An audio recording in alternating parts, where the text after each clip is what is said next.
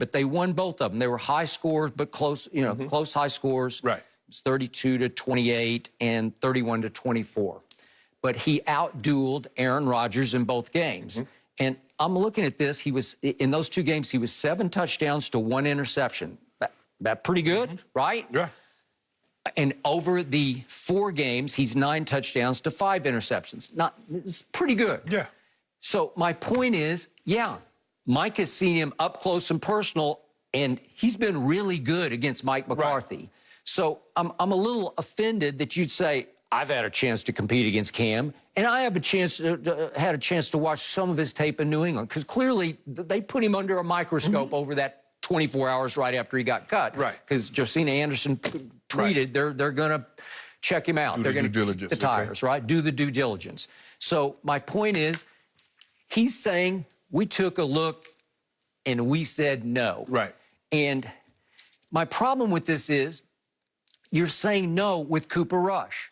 And I'm going to reiterate the fact that Cooper Rush is homegrown, but they didn't even draft him. He went undrafted, and then they signed him out of Central Michigan. Right. And it was 5 years ago. Right. And only in his rookie year did he play in 2 games. And in the first game, it was a blowout at San Francisco, a 40-10 blowout. He completed 1 late garbage time pass for a grand total of 2 yards. Okay. In the second game he played was at the end of the year. It was the last game when they had fallen completely apart after Zeke got suspended. Remember 2017, what a nightmare it got to be for Dak Prescott. Right. And that was it. That was the end of Cooper Rush's NFL production. He didn't complete a pass in the last game and mop up. Right. So he's completed 1 pass for 2 yards against the resume of Cam Newton that starts with a 2015 MVP and a Super Bowl appearance. And again, I've said it all along. He did not play well in the Super Bowl, thanks in large part to Von Miller and your Denver Broncos, right? Yeah, but I think the thing, Skip, look, they, clearly, for whatever reasons, they seem beholden to Cooper Rush. Okay, maybe he's homegrown. He's one of their own, and he's been in the organization for parts of 5 years. Right. They, to your point, they gave him $2.1 million two off seasons ago. Right. And then Andy Dalton suddenly got cut and came available, and it was like, oh, so you love Andy Dalton, but you don't love Cam Newton. Right. I don't know. And I think Cam Newton is better than Andy Dalton. I do too. I personally think Cam Newton is better than Tyrod Taylor, but that's what we'll discuss another day. Agreed. So here's the point of this.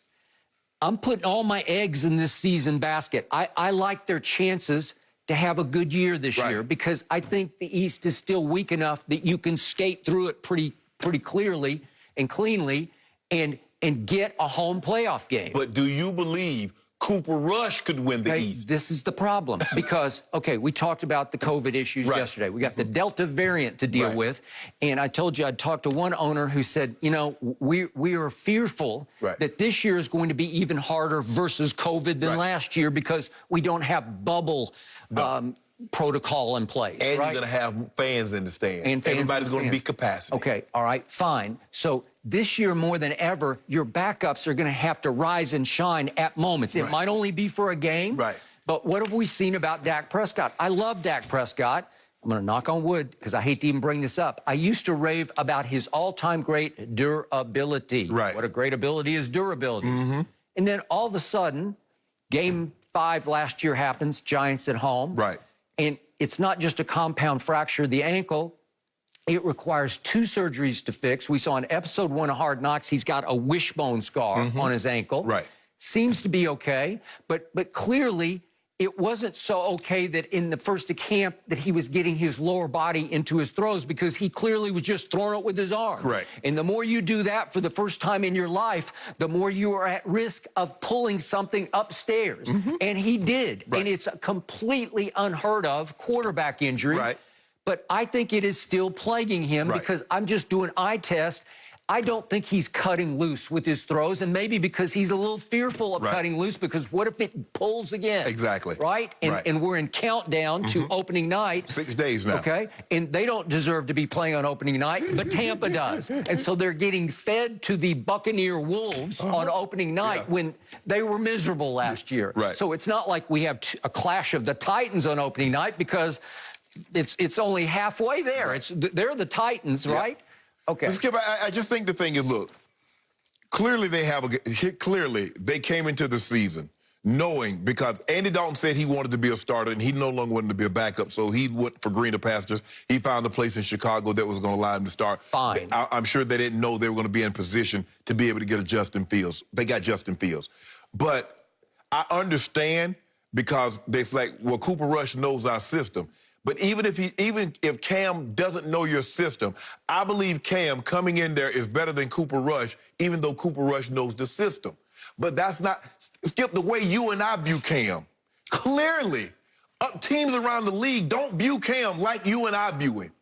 Remember, Skip, it was Maybe some do, some don't. Skip, it was late June. I got it. Late before he got an opportunity. So what do you think is going to happen this year? It's going to take somebody getting hurt. And I hate to say, I don't wish injury, but we know it's part of the game. Somebody's quarterback is going to get injured. Okay. Cam's strength has become his weakness. His strength is his force of personality. Correct. And it can be a good thing and a bad thing, and you know it, and I know it. He's not a bad kid. He doesn't get in any trouble. Okay, he doesn't, but it just overwhelms an organization. Right. He's going to take it over. He even took over Bill Belichick's organization. Correct. And then he made a mistake on, we can go back through, he didn't get vaccinated, and then he didn't understand the protocol rules, and that was the end of it. Was that the reason he got cut? Well, it was definitely a reason. Correct. Okay? All right. So I get all that. I'm just rooting for my team, and he feels like he'd be a great fit in Hollywood, Texas for America's team, so I like that. Right. But I also like the fact that you want to talk about a decorated veteran. He is decorated. He has been there, and he's been through all the battles you could be through. Right. Have been through, to the point that if I needed a backup, which I well might, to win 3 or 4 games, do you think Cooper Rush has a better chance or Cam Newton? Help me out. It's not even close. Right. Okay, that brings me to their other signing. They almost snubbed their nose at Cam by saying, you know, not only do we not want Cam, we actually want what the kid that Mike McCarthy said was the best one on the market right now, Will Grier. Well, I have mixed emotions. I told you before that draft, I love Will Grier. I was shocked he fell to the 3rd round. Right. But I cannot defend what happened in 2019. He got 2 late season chances for a bad football team. It was week 16 and 17. And the first game he played was at Indianapolis. He had a QBR of 3 on a scale of 0 to 100. And he wound up in the 2 games. He got hurt in the 2nd game. It was at home. Both of them were blowouts, at Indy and New Orleans at home. New Orleans was 42-10. Right. He threw a pick 6. He lost a fumble.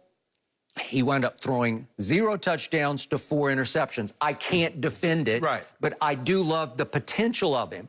But are you telling me that Will Grier is better right now than Cam Newton? Seriously. I'm asking, because Cam's on a silver platter right now. Because if you showed me you're willing to cut bait with Cooper Rush one time in favor of Andy Dalton, why wouldn't you do it this time? You have a chance to break through this year, at least win the East and get you to a home playoff game. That's a big deal right now to me. But the thing is, what we know about Jerry, what you know about Jerry better than I do, is that when they draft a player, it's almost like they're drafting a family member. They don't like getting, if their players if they can play just a little, they're not letting them go. You know, it's funny about Jerry, to your point. He's never been a big player in free agency when you'd think he would be number 1, that he'd be the Steinbrenner type, the Ted Turner. He would go splash into free agency. But no, they're about the draft, and they have drafted very well. And yet, even though they draft Pro Bowlers, the Pro Bowlers don't equate to playoff wins, right? Yes. So they've had lots of talent. Yes.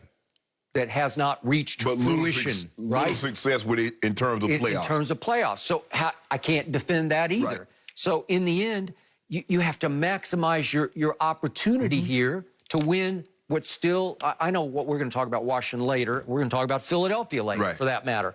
They all have talent, but they all have questions at quarterback. Okay? You shouldn't have a question at quarterback unless your quarterback is not healthy or not available. Skip, I can make a case, with the exception of the Giants, that if something were to happen to the starter, Washington and Philly's backup is better than what they have in Dallas. Well, I think it's clear cut. I would take Joe Flacco over Cooper Rush. Okay. I would take... Well, remember that they the guy that started in the playoff game, I forget his name, Washington. I would take him over Taylor Heineke. Yeah. I would take him over Cooper Rush. He played really well against the Bucs. Yes. He played way better against the Bucs defense than I would think Cooper Rush could right now play against the Bucs defense, right? So with that being said, if someone were to lose their quarterback in this division, who's set up better for their backup to come in and stabilize the situation if they got to play for a month to for a month to 6 games? Yeah, well, it's obvious. So I'm talking about, do you have a plan B? Because I am not rushing to